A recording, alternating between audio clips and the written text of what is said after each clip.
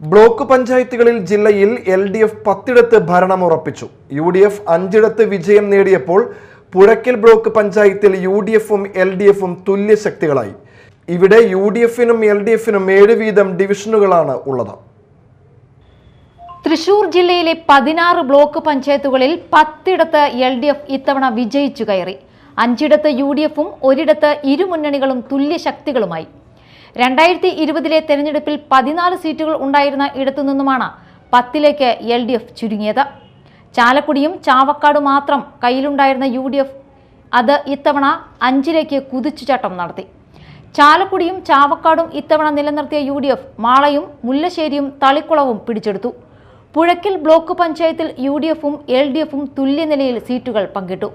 വിവിധ ബ്ലോക്ക് പഞ്ചായത്തുകളിലേക്ക് നേതാക്കളെ വിജയിപ്പിക്കാനായത് അണികളിൽ ആത്മവിശ്വാസം പകർന്നിട്ടുണ്ട്. News desk media time.